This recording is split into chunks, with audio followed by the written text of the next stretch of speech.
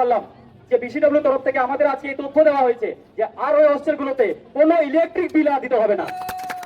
এই electric bill আর কোনো হোস্টেলগুলো দিতে যাবে না এবং দিতে হবে না। এবং সেই বার্তা নিয়ে তোমরা আজকে ফিরে যাও এবং কোনো কলেজ, কোনো হোস্টেল, কোনো সেন্ট্রাল হোস্টেলের কেউ যদি তোমাদের দিতে বলে তাহলে এই। নমস্কার, আপনারা দেখছেন দিশম সানস। এই মুহূর্তে আছি পুরুলিয়া বাজার। এখানে দেখতে পাচ্ছেন আদিবাসী স্টুডেন্টরা রাস্তায় নেমেছে। কী কারণে আজকে রাস্তায় নেমেছেন, এই রিলেটা বিসিডব্লিউ অফিস যাবে। বিস্তারিত জানার জন্য আমাদের সঙ্গে থাকুন। সকল ছাত্র যুব সমস্ত আদিবাসী জনগণকে আমার উলগুলান জোহার জানিয়ে আজকে পুরুলিয়া জেলার বিসিডব্লিউ ডেপুটেশনে যারা আমরা জমায়েত হয়েছিলাম অনেকগুলো বিষয়বস্তু নিয়ে, সেগুলো আমরা ভিতরে আমাদের দাবি, আমাদের কি দরকার আছে, কি অধিকার, সবগুলোই আমরা বললাম। সাথে সাথে আমাদের বিভিন্ন কলেজের ছাত্র যুবরাও ভিতরে তাদের হোস্টেলের, তাদের কলেজের বক্তব্য আমাদের সামনে তুলে ধরলো এবং তার সঙ্গে সঙ্গে বিসিডব্লিউ অফিসারের কাছে তুলে ধরলো। আমরা দীর্ঘক্ষণ আলোচনা করলাম। যে সমস্যাগুলো ওনার হাতে আছে উনি ইমিডিয়েট পদক্ষেপ করবেন, বা যে জিনিসগুলো ওনার এখতিয়ারে নেই সেগুলো আমাদের উনি একটা দিশা দেখালেন। তো মূলত পুরুলিয়া জেলার বিভিন্ন কলেজ এবং হোস্টেলের প্রবলেমগুলো নিয়েই আজকে আমাদের এই ডেপুটেশন ছিল। সঙ্গে এসটি ওবিসিদের যে ওএসসি স্কলারশিপ, সেটা নিয়েও আমাদের আজকে ডেপুটেশনের বক্তব্যগুলো ছিল। তো ওএসসি স্কলারশিপের বিষয়ে বলি, আমরা অগস্ট মাসে আমরা কিন্তু প্রথমে এই অভিযোগ জানিয়েছিলাম যে জেলা ভিত্তিক বা রাজ্যের বিভিন্ন জেলায় ওএসসি স্কলারশিপের টাকা সময় মতো ঢুকছে না।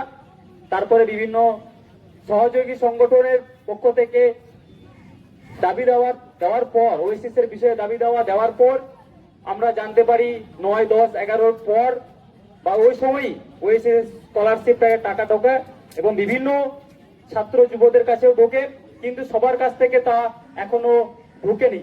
সেই টাকাটা পুরোপুরি আকারে ঢোকেনি, যার জন্য আজকে আমরা দাবি জানালাম এবং তার লিস্ট আমরা ধরিয়ে দিলাম। এবং সেটা আলোচনা হওয়ার সঙ্গে সঙ্গে একজন আমি ছাত্রকে বলি, তুমি বাইরে যাও, ওই লিস্টগুলোকে নিয়ে ইমিডিয়েট স্ট্যাটাস চেক করার ব্যবস্থা করো। এবং এখানকার সমস্ত ছাত্র যুবরা চেক করছে, যদিও আমরা স্ট্যাটাসটা দেখতে পাচ্ছি। যদি কারো কোনো প্রবলেম থাকে ইমিডিয়েট বলো, আমাদের আধিকারিকরা বলেছে কারো কোনো সমস্যা হলে এখনই ভিতরে নিয়ে চলে এসো সেই ছাত্র যুবকে, সেই ডকুমেন্টসটাকে নিয়ে আমরা তার অপেক্ষায় আছি। তো ওনাদের বক্তব্য, এই যে অ্যাকাউন্ট একটা ট্রানজাকশন জেনারেট তোমরা সবাই দেখতে পাচ্ছ তোমাদের স্ট্যাটাসে, সেটা জেনারেট হয়েছে মানে সেটাকে আমরা ওনাদের পক্ষ থেকে কিছুদিনের মধ্যে টাকাটা ট্রানজাকশন হওয়ার সম্ভাবনা প্রবল আছে। এই বিষয়ে আমরা আলোচনা করলাম। সঙ্গে বিভিন্ন কলেজের বা কলেজ সংক্রান্ত যে হোস্টেলগুলো আছে সেই সমস্যাগুলো আমরা সবার সামনে এবং বিসিডব্লিউর সামনে তুলে ধরলাম। সেখানে ওনাদের পক্ষ থেকে মতামত ব্যক্ত করা হয়। তো বিশেষ করে যে বিষয়ে আমাদের আজকে বিশেষ দাবি ছিল যে আদিবাসীরা দরিদ্র, আদিবাসীরা সেরকম ওদের অর্থনৈতিক সহযোগিতা তাদের কাছে নেই, তার জন্যই এই দপ্তর, এই বিসিডব্লিউ দপ্তর এবং সেই দপ্তরের পক্ষ থেকে বিভিন্ন সময় আমাদের যে শিক্ষার জন্য যে হোস্টেলগুলো খোলা হয়, এখানে বিশেষ করে পুরুলিয়া জেলায় বলছি যে সেন্ট্রাল হোস্টেলগুলো যেখানে আছে, সেটা আদিবাসীরা যাতে হোস্টেলে থেকে, হোস্টেল কেন্দ্রিক যেহেতু আদিবাসীদের পড়াশোনা, সেখানে থেকে যাতে ভালোভাবে পড়াশোনা করতে পারে, তার জন্য এই সেন্ট্রাল হোস্টেল। কিন্তু আমরা খবর পেয়েছিলাম যে সেন্ট্রাল হোস্টেল ইলেকট্রিক বিল আমাদের নাকি ছাত্রছাত্রীদেরকে দিতে হচ্ছিল। যে সেন্ট্রাল হোস্টেল প্রকৃত একভাবে মুক্ত, কোনো টাকা দিতে হয় না, ইলেকট্রিকের টাকা দিতে হয় না, কিন্তু দিতে হচ্ছিল বলে আজকে আমাদের এই ছাত্র যুবদের নিয়ে এই ডেপুটেশন।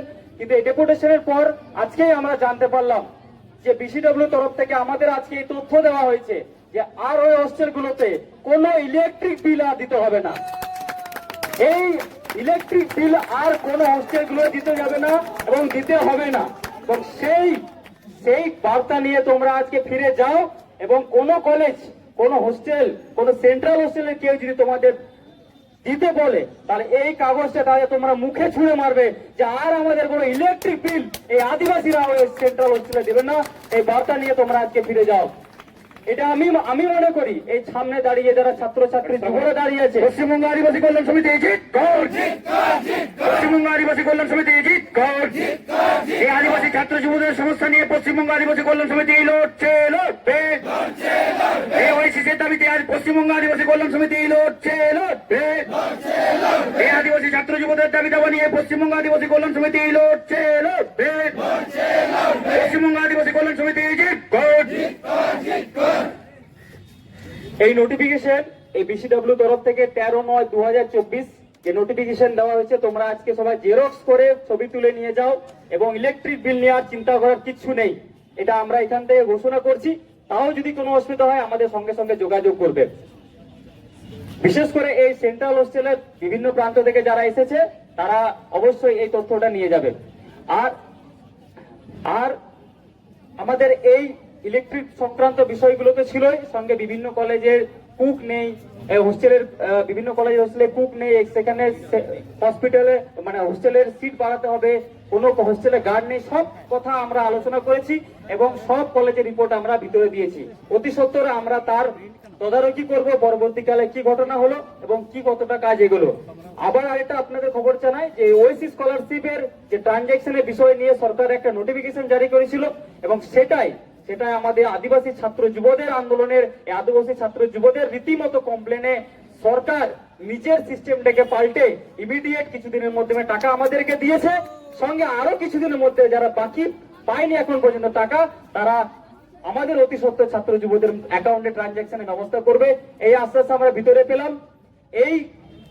এই যে জিতে আমরা বাড়ি ফিরছি এই মনোবলটা নিয়ে আজকে আমরা ভালোভাবে সুস্থভাবে যেমন ভাবে এসেছি তেমন ভাবে বাড়ি ফিরবো এবং সামনের বছর থেকে যাতে স্কলারশিপের প্রবলেম না হয় সেটার একটা আমরা সুস্থ সমাধানের জন্য আমরা বিসিডব্লিউ কে আবেদন জানালাম। আরেকবার আজকের যে আলোচনা আমরা ভিতরে করলাম সেটা সবার সামনে আপনার সামনে বক্তব্য তুলে রাখলাম। তাও যদি কোনো অসুবিধা থাকে আমরা এখানে দাঁড়িয়ে আছি, যে কোনো সময় সেটাও সমাধানের জন্য আমরা ভিতরে যাব। এই বলে আজকে যা কিছু আলোচনা আপনাদের সামনে সবাইকে জানিয়ে আমার পক্ষ থেকে পশ্চিমবঙ্গ আদিবাসী কল্যাণ সমিতির পক্ষ থেকে পুরুলিয়া জেলার সমস্ত ছাত্র যুবদের এই ঐতিহাসিক জয়কে আমি জিতকার জানিয়ে আমার বক্তব্য এখানে শেষ করছি। জোহার।